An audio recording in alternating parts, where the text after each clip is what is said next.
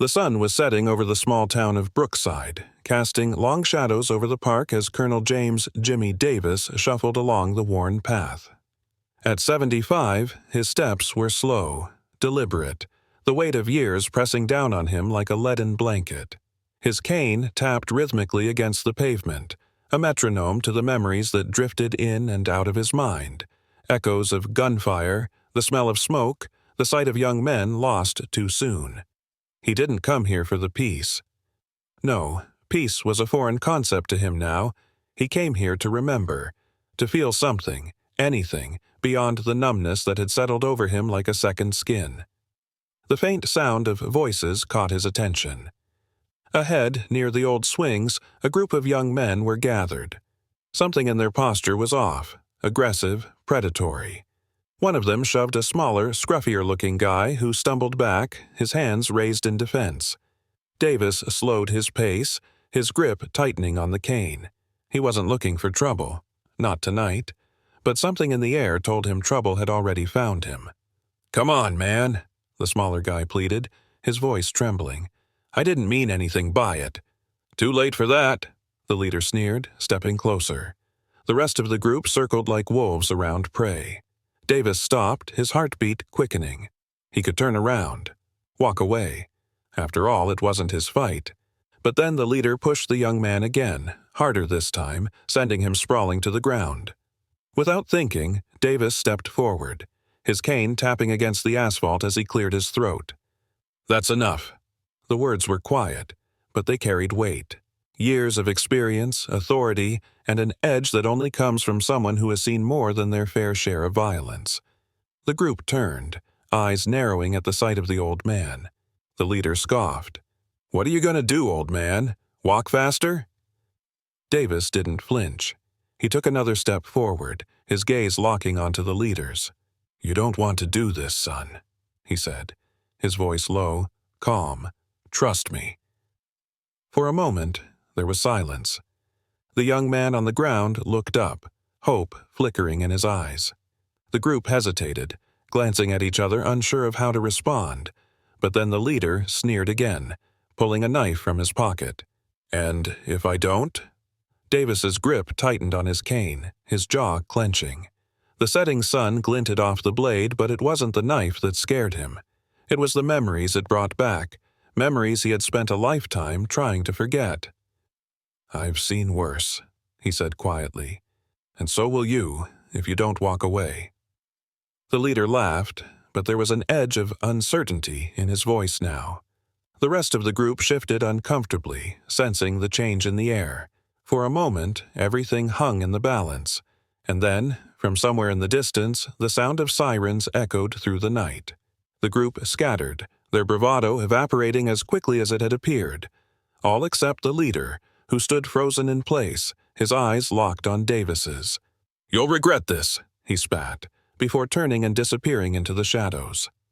Davis stood there for a moment, watching them go, the tension slowly draining from his body. The young man on the ground struggled to his feet, wiping blood from his lip. "Thank you," he muttered, his voice shaky. Davis nodded, his gaze still on the darkened horizon. "Next time," he said softly, "pick your battles more carefully." The young man frowned, confused, but Davis didn't explain. He turned and began walking again, his cane tapping against the pavement, his mind already drifting back to memories of battles long past. But something had shifted, and, as the sirens grew closer, Davis knew one thing for certain. This wasn't over, not by a long shot. The evening air felt heavier now, as if the events in the park had stirred up something more than just an old man's past. Colonel Davis walked with a steady rhythm, but his mind was racing. He had lived through worse, much worse, but the encounter had unsettled him in a way he couldn't quite place. Perhaps it wasn't the group of young thugs or their leader, though they had certainly sparked something inside him. No, it was something deeper, something that lingered beneath the surface. The walk home seemed longer than usual. His house was a modest one-story with a small porch nestled at the edge of the town. It wasn't much, but it was quiet, and that was all he'd wanted when he'd moved here 20 years ago, to be left alone. But now, As he approached the porch, the idea of solitude felt more like a burden than a gift. He stepped inside, locking the door behind him out of habit. The interior was sparse, just a couch, a small table, and a television that rarely got used. On the wall hung a single photograph of his unit, taken back when they were still young, still invincible. Davis stared at the photo for a long moment, his eyes tracing the faces of men who were now long gone. The confrontation with the leader of the group replayed in his mind. The kid had pulled a knife on him. Him, a man who had faced down enemy fire, seen death up close more times than he could count. But there was something about the look in that boy's eyes. Defiance, sure, but also fear. And beneath that, something else. Something Davis couldn't shake. His thoughts were interrupted by a knock at the door. It was a soft knock, hesitant, as if the person on the other side wasn't sure whether they should be there at all. Davis approached the door slowly, peering through the peephole. His brow furrowed as he recognized the young man from the park, the one who had been at the center of the confrontation, the one he'd saved. With a sigh, Davis opened the door. The young man stood there, shifting uncomfortably from one foot to the other, his eyes darting around as if expecting the group to reappear at any moment. "Can I help you?" Davis asked, his voice gruff. The young man swallowed hard, looking down at the ground. I just wanted to say thanks. For earlier. You didn't have to do that." Davis studied him for a moment. The kid couldn't have been more than 19, 20 at most. His clothes were dirty, and there was a bruise forming on his cheek from the altercation. But it wasn't the bruise that caught Davis's attention. It was the look in his eyes, the same look the leader of the group had. Fear mixed with something darker. "You're welcome," Davis said after a moment. "But you should know better than to get mixed up with guys like that." The young man nodded, his gaze still fixed on the ground. "I wasn't with them. I mean, I know them, but I didn't want any trouble. They came looking for me." Davis raised an eyebrow. "Looking for you? Why?" The young man hesitated, then looked up at Davis with a mixture of shame and desperation. "I owe them money, a lot of it, and if I don't pay up soon, things are going to get worse, a lot worse." Davis felt a knot form in his stomach. This wasn't just about a random act of violence. This was about something bigger, something dangerous. He could see it now, the shadows of a deeper problem lurking beneath the surface. "I see," Davis said slowly, leaning against the doorframe. "And what are you going to do about it?" The young man blinked, clearly not expecting the question. I don't know. I was hoping maybe you could help me. You seem like you know what you're doing." Davis let out a dry chuckle, shaking his head. "I'm just an old man who's seen too much. I don't get involved in these kinds of things anymore."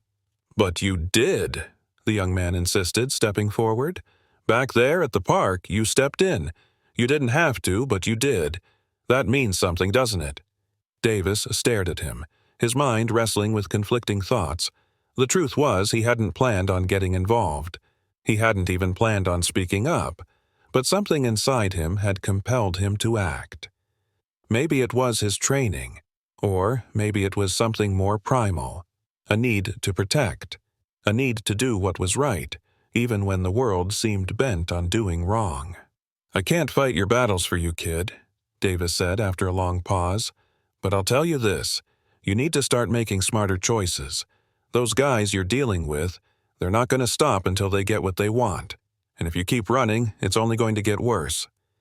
The young man nodded, his shoulders slumping in defeat. "I know. I don't know where else to turn." Davis sighed, rubbing a hand over his face. He didn't want to get involved. He'd spent the last 2 decades trying to stay out of trouble, trying to avoid anything that would drag him back into the life he'd left behind. But now, standing here with this desperate young man in front of him, he felt the familiar tug of duty, the same tug that had led him into battle all those years ago. "Come inside," Davis said gruffly, stepping aside to let the young man in. "We'll figure something out." The young man looked at him, surprised. "Really? You'll help?" Davis didn't answer right away. Instead, he walked over to the kitchen table and sat down, motioning for the young man to do the same. As he did, Davis felt the weight of his decision settle on his shoulders. He didn't know what he was getting himself into, but he knew one thing for sure. There was no turning back now. As they sat there in silence, the young man fidgeting nervously, Davis's mind began to race. He had spent years trying to forget the lessons of war, trying to leave the battlefield behind.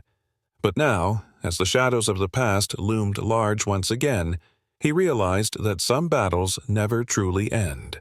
And sometimes, the only way to win is to fight. The room was quiet, save for the ticking of the old clock hanging on the wall. Davis sat across from the young man, his eyes scanning the boy's nervous face. He had seen this kind of fear before, back in the war, in the faces of young recruits sent to the front lines. Fear mixed with guilt, the kind that gnaws at your insides because you know you've gotten in too deep, but you have no idea how to get out. "What's your name?" Davis asked, breaking the silence. "Tommy," the young man replied, his voice barely more than a whisper. Davis nodded. "How much do you owe them, Tommy?" Tommy hesitated, rubbing his hands together anxiously. $3,000, he said finally. "I was supposed to pay it back last week, but I couldn't. They gave me a few more days, but after tonight—" His voice trailed off, and Davis didn't need him to finish the sentence. The knot in Davis's stomach tightened. $3,000 wasn't an insurmountable amount, but to a kid like Tommy it might as well have been a mountain. And with these guys, the kind of men who took advantage of the desperate, it was never really about the money. It was about control, fear, keeping people like Tommy under their thumb, squeezing them tighter and tighter until there was nothing left. Davis leaned back in his chair, his mind turning over the situation. He had promised himself he wouldn't get involved in other people's problems anymore, but here he was, already sinking deeper into a mess he didn't ask for. Still, he couldn't just let the kid fend for himself. "I don't suppose you have the money," Davis said, his voice calm but pointed. Tommy shook his head. "No, I've tried everything. I even asked my mom, but she doesn't have it. And if I don't pay by tomorrow—" His voice cracked, and he looked away, ashamed. Davis sighed. He wasn't a stranger to tough situations, but this one was particularly thorny. He had no interest in getting mixed up with low-level thugs, but if he didn't help the kid, those men would keep coming. And it wouldn't just be a few rough shoves the next time. They'd take more, a lot more. He studied Tommy for a long moment, the ticking clock the only sound in the room. Then, slowly, he stood up and walked to the window, peering out into the darkened street. His reflection stared back at him, aged, worn, and tired. But there was something else there, too, a flicker of the man he used to be. "I'll help you," Davis said quietly, his voice barely above a murmur, "but you need to do exactly what I say." Tommy's head snapped up, hope flickering in his eyes. "I will, I promise. Whatever you say." Davis nodded, but there was no relief in his expression. He knew this wouldn't be easy. "Get some rest," he said, walking toward the front door. "Come back here tomorrow morning, early. We'll figure out how to handle this." Tommy stood, looking more like a lost child than the young man who had faced down those thugs just hours ago. "Thank you, sir," he said, his voice filled with gratitude.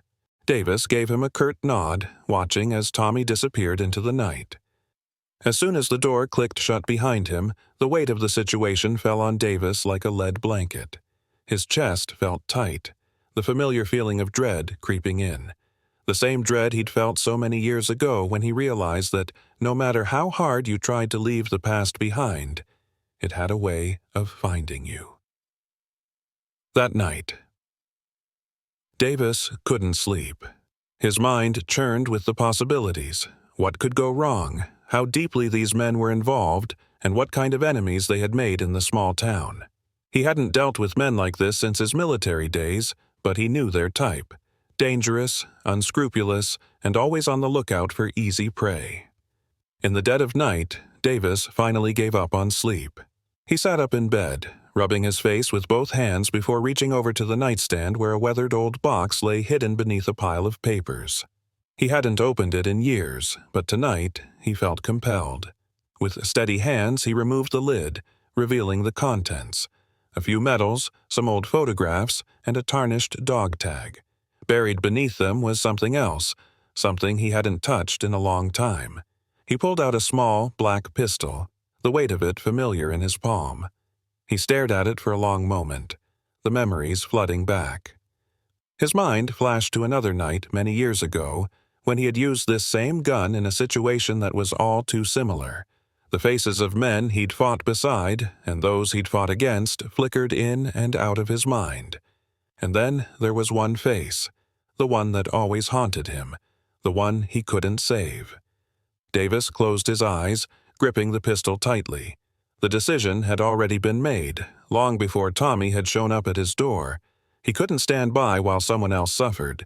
He'd spent too many years trying to ignore the pain in others. But now, it was all coming back, and he knew there was no escaping this fight. The next morning. Davis was already awake and dressed when Tommy knocked on his door at dawn. The young man looked even worse than he had the night before, dark circles under his eyes, his hands shaking slightly as he stood in the doorway. Davis motioned for him to come in, his expression unreadable. "You still sure you want to do this?" he asked, his voice low. Tommy nodded, though the fear in his eyes was unmistakable. "I don't have a choice." Davis didn't argue. He knew the feeling. Instead, he grabbed a small bag from the corner of the room and handed it to Tommy. "Inside, you'll find a few things. Clothes, some food, and enough money to get out of town if things go sideways. Take it, and don't argue." Tommy blinked in surprise. "You think we're going to need to run?" "I'm saying it's a possibility," Davis replied, "but I'm not planning on it. I've got a different plan in mind." "What's the plan?" Tommy asked, his voice barely steady. Davis paused, then fixed Tommy with a steady, hard gaze. "We're going to pay these men a visit, but this time we'll make sure they know exactly who they're dealing with." Tommy's eyes widened, fear flashing across his face. "You mean, go to them? Won't that just make things worse?" Davis's lips curled into a faint, grim smile. "Sometimes the only way to stop a fight is to end it before it begins." The air between them grew heavy with unspoken tension. Tommy was too young to understand the weight of Davis's words, but he could feel it in the air, the quiet intensity of a man who had seen enough to know that this confrontation was inevitable. There was no backing down, no running away. Davis strapped the pistol into the holster beneath his jacket, feeling the cold steel against his skin. It wasn't about revenge, or even about Tommy anymore.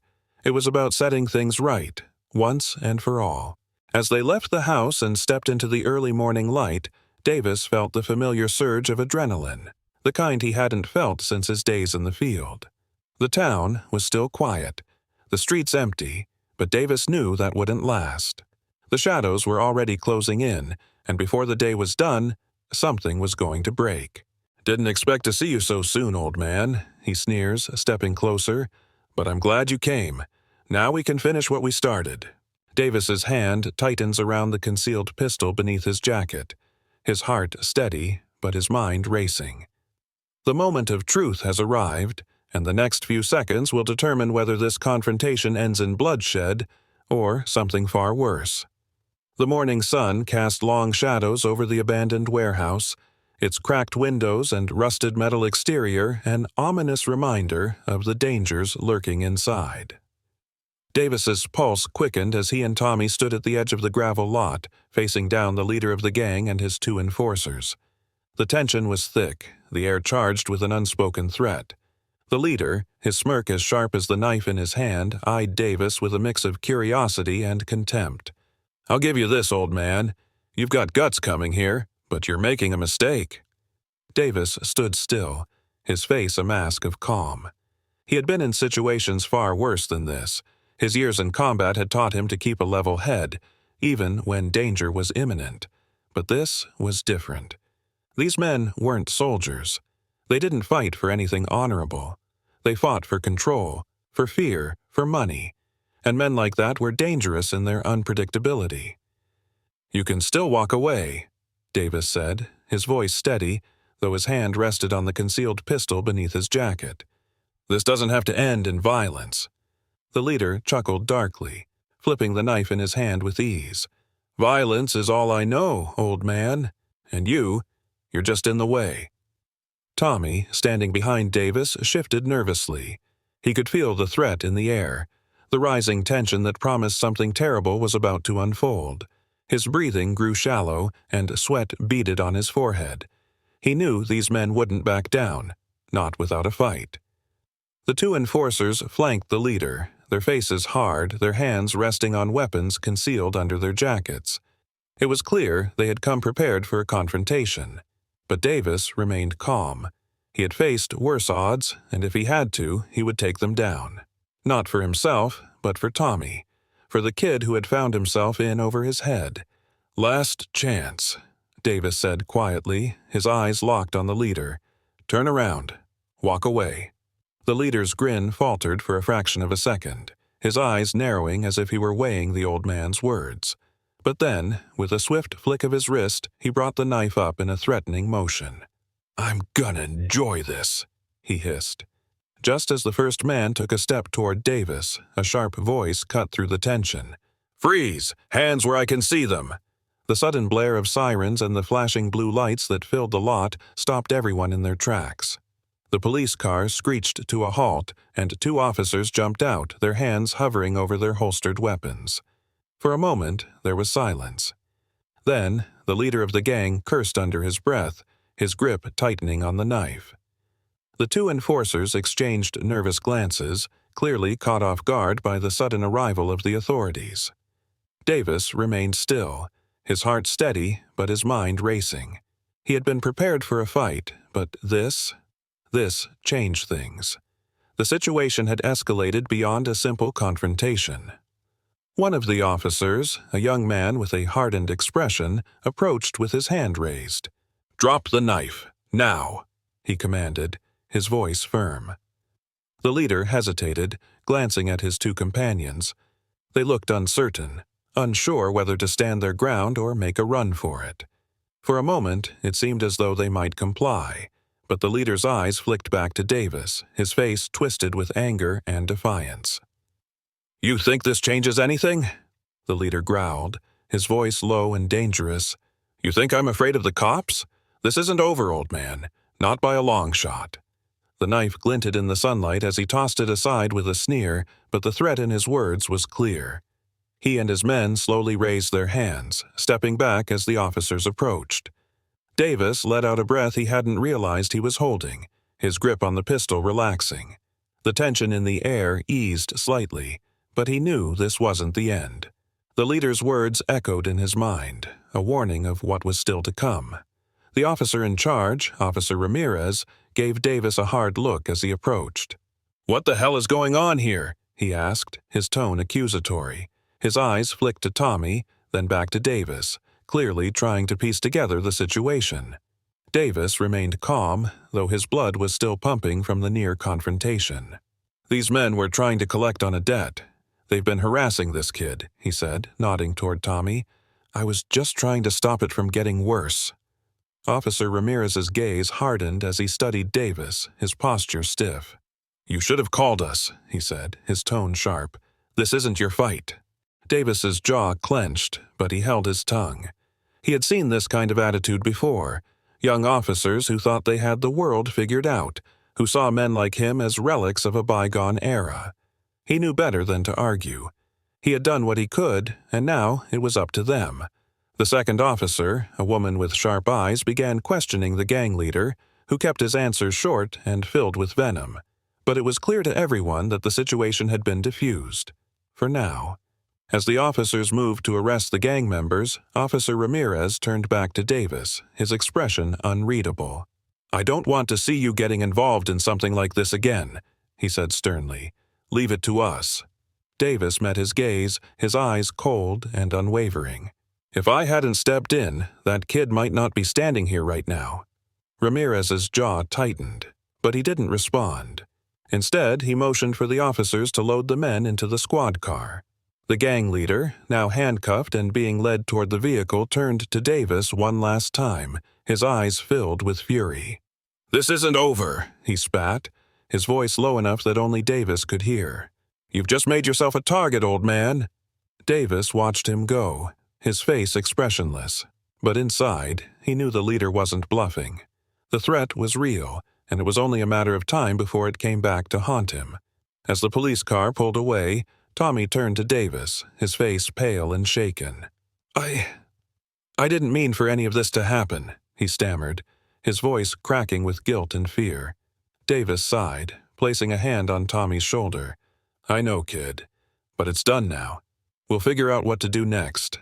Tommy swallowed hard, his eyes wide with dread. "What if they come back? What if they try to—" "They will," Davis said quietly, his voice grim. "But when they do, we'll be ready." Later that night, Davis sat in the dimly lit living room, the pistol resting on the table in front of him. His mind was racing, replaying the events of the day over and over. The leader's words echoed in his head, a constant reminder of the danger that now loomed over him and Tommy. He had faced threats before. He had stared down death more times than he cared to remember, but this felt different. This wasn't a battlefield, and these men weren't soldiers. They didn't fight with honor or discipline. They fought with fear and brutality. And Davis knew that once you became a target, there was no escaping the fight. His thoughts were interrupted by the sound of a car engine outside. He tensed, his hand instinctively moving toward the pistol. He stood, walking to the window and peering through the blinds. A black car idled at the curb, its windows tinted. The engine hummed quietly, and Davis felt the familiar rush of adrenaline that came before a fight. His grip tightened on the gun, his heart pounding in his chest. The car stayed there for what felt like an eternity, its presence a silent threat. But after a few tense moments, it finally pulled away, disappearing into the night. Davis exhaled slowly, his muscles relaxing slightly. But he knew this was only the beginning.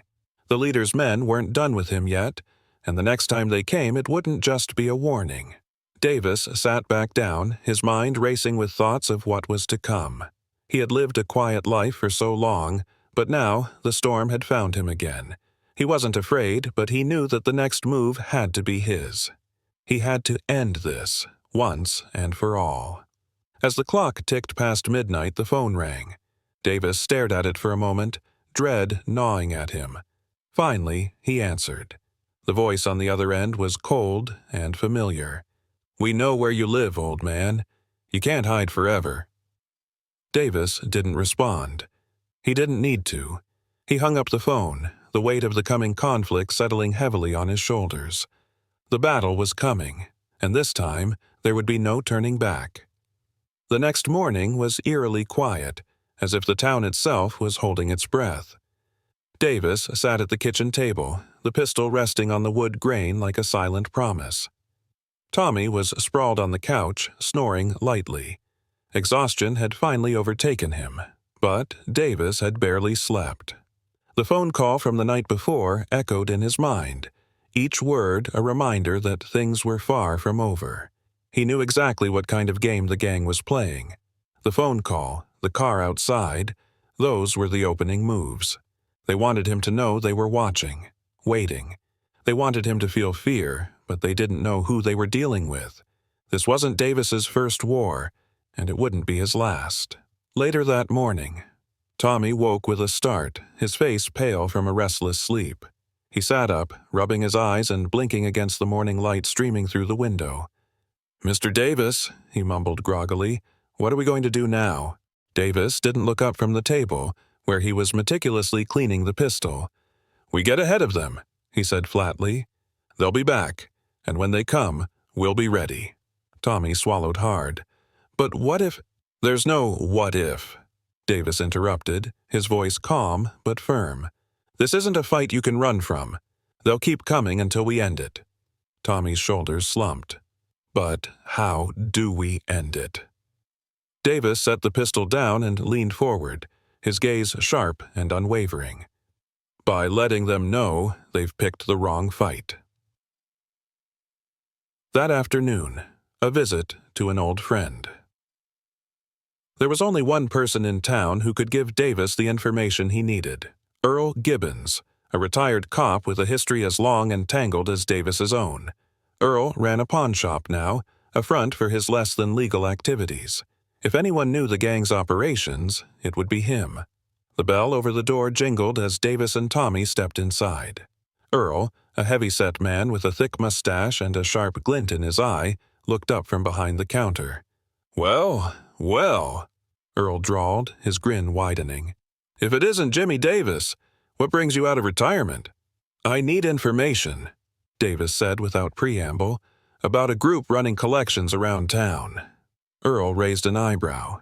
"You sure you want to get involved in that? Those boys don't play nice." Davis gave him a hard look. "I'm already involved." Earl sighed, scratching his chin thoughtfully. "You're talking about Tony Alvarez and his crew. They've been causing trouble for a while now. Extortion, illegal loans, drugs. You name it, they're in it." "Where can I find them?" Davis asked, his voice steady. Earl hesitated. "Jimmy, you're poking a hornet's nest. If you go looking for them, they'll come after you harder." "They already are," Davis replied. "I just need to know where." Earl studied him for a moment, then let out a resigned sigh. "All right, old man, but you didn't hear this from me." He scribbled an address on a scrap of paper and slid it across the counter.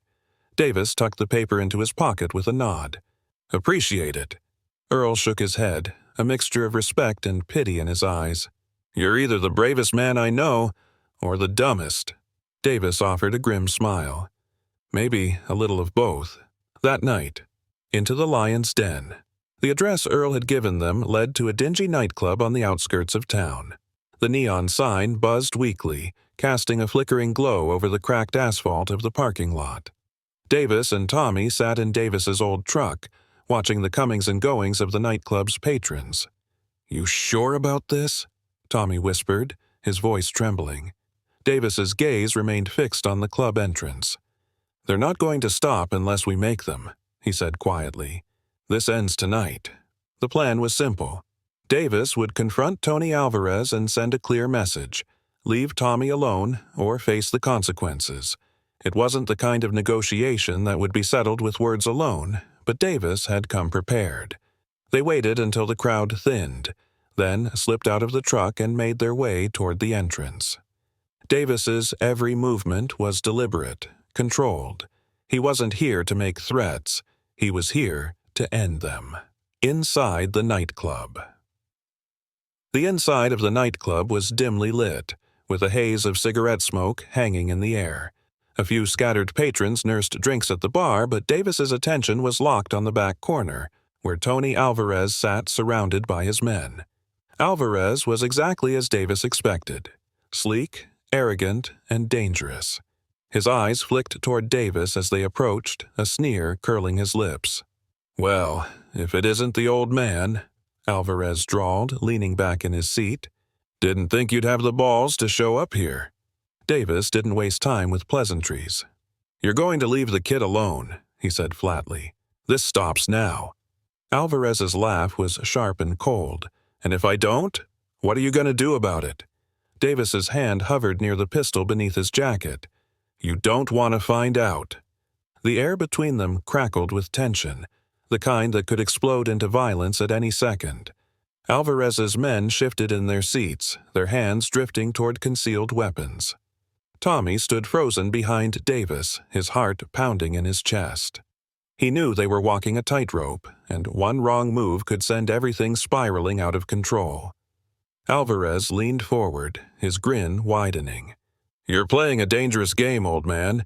You really think you can come in here and tell me what to do?" Davis's eyes narrowed. "I've faced worse than you, and I've beaten them all." For a moment, Alvarez seemed to consider the weight of Davis's words. Then, with a slow, deliberate motion, he reached for the bottle on the table and poured himself a drink. "You've got guts, I'll give you that," Alvarez said, raising his glass in a mocking toast. "But guts only get you so far." Davis's hand tightened on the pistol beneath his jacket, his body coiled like a spring. He knew this was the moment, the point of no return. Then, without warning, the lights in the nightclub flickered once, twice, and went out. The room was plunged into darkness and chaos erupted. Chairs scraped against the floor, bottles shattered, and the sound of heavy footsteps filled the air. Davis's hand shot to the pistol, pulling it free just as someone lunged toward him in the dark. A scuffle broke out, grunts of effort, the sharp crack of fists connecting, and the metallic click of a weapon being drawn. Tommy's voice cut through the noise. "Mr. Davis, watch out!" And then a single gunshot rang out, echoing through the darkness like a thunderclap. The sound of the gunshot echoed through the darkened nightclub like a thunderclap, cutting through the chaos.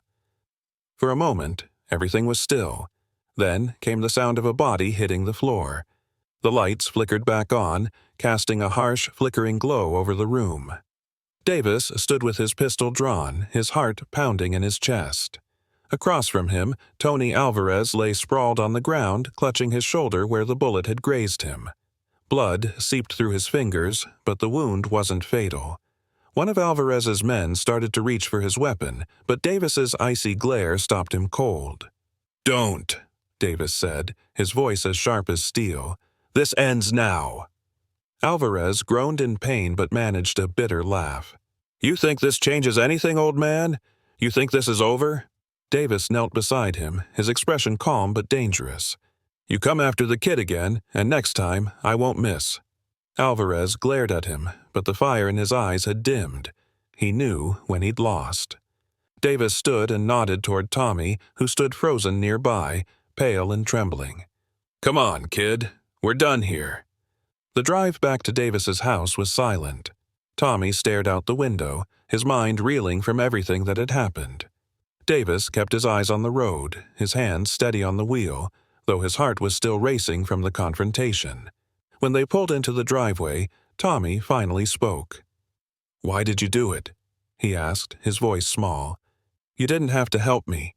Davis shut off the engine and turned to face the boy. "Because someone once did the same for me," he said quietly, "and because the world needs fewer cowards." Tommy blinked, taking in Davis's words. For the first time in a long time, he felt a flicker of hope, like maybe, just maybe, things could be different. Over the next few weeks, things slowly returned to normal. Alvarez and his crew backed off, and the tension that had gripped Davis's life began to ease. But something inside Davis had changed. He no longer felt the crushing weight of his past. He had fought for something that mattered, and in doing so, he found a part of himself he thought was lost forever. Tommy stayed in touch, visiting Davis regularly. He found a part-time job, slowly paying off his debts and working toward a better future. With Davis's guidance, he started making smarter choices, determined not to fall back into old habits. As for Davis, he found new purpose in helping others. The quiet, reclusive life he had once craved no longer seemed appealing. Instead, he started volunteering at the local community center, mentoring troubled kids and teaching them the lessons life had taught him the hard way. The town slowly began to change, too. The gang's influence waned, and with the police keeping a closer eye on things, the streets became a little safer. Davis had never set out to be a hero, but in standing up to the darkness, he had become one, at least in the eyes of those who mattered. One evening, Davis sat on his porch, a cold breeze rustling the trees as the sun dipped below the horizon. Tommy sat beside him, sipping from a soda can, the two of them enjoying the peaceful silence. "You ever think about leaving this place?" Tommy asked after a while. Davis chuckled softly. "Every day," he admitted. "But then I remember that running doesn't solve anything. You've got to stand your ground." Tommy nodded, understanding. "I think I get it now." Davis smiled, a rare, genuine smile that hinted at the man he used to be. "Good, you're learning." As the last light of the day faded from the sky, Davis leaned back in his chair, feeling something he hadn't felt in a long time. Peace. For the first time in years, he wasn't haunted by the past. And as he sat beside Tommy, knowing that he had made a difference, he realized that maybe, just maybe, he had finally found his way home. The camera pulls back, revealing the porch bathed in twilight with Davis and Tommy sitting side by side, a symbol of hope, redemption, and the power of standing up for what's right. As the screen fades to black, a message appears. Sometimes, All it takes is one person to make a difference. Be that person. Stand your ground. Fight for what's right.